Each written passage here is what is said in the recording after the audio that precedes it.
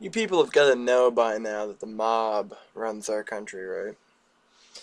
Um, I'd like to make a point by saying it's not illegal to confiscate guns illegally if you can make a law to do it. See what I'm saying? We see it as illegal because it's against our inalienable rights endowed by our Creator and written on that piece of paper we call the Constitution. However, they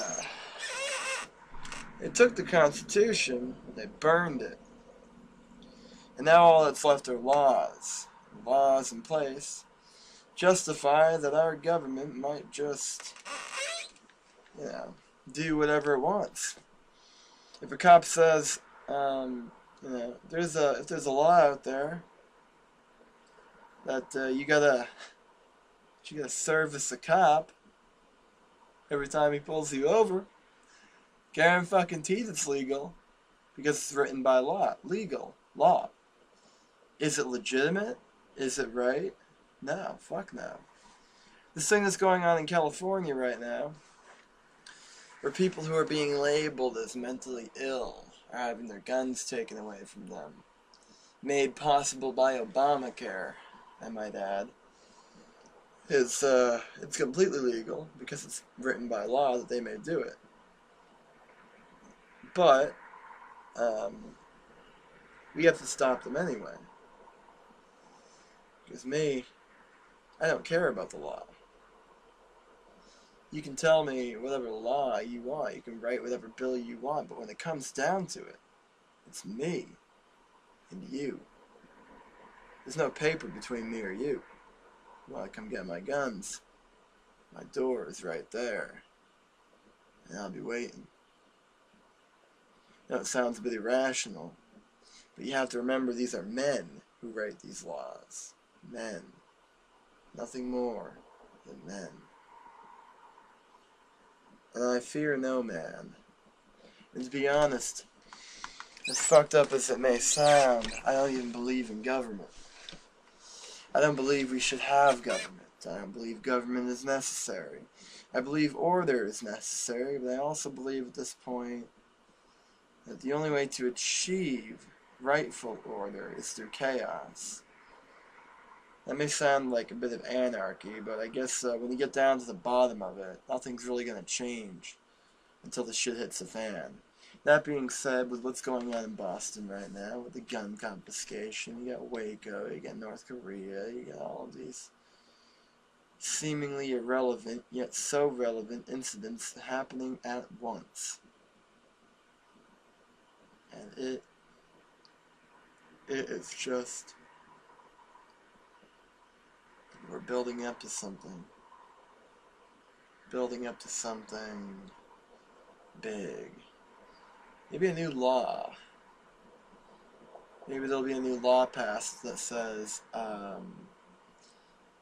Internet. They're going to try to find a way to blame the internet. For instance, like with this Boston thing, they're probably going to say, well, the Boston Marathon bomber got the schematics as to how to make his bomb off the interwebs. Or they might say he organized his attack on these United States from the internet. Oh, they're gonna find some way to turn it around to meet their needs because, like I said, they're psychopaths. They have no concern for human life. Human life is just collateral damage. It's just loss or gain and profit. What matters to them is their end game. That's what matters to every nut job who runs this country, or any psycho out there. It's end game. Doesn't matter what happens in the way. It's that goal that they're trying to reach. And we all know what goal they're trying to reach. So now you have to ask yourself, what are they willing to do to get it?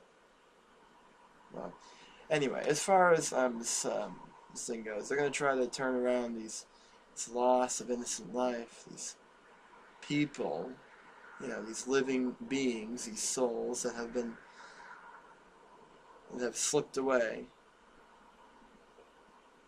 These people who have died, they're going to use it to blame the internet and get us shut down.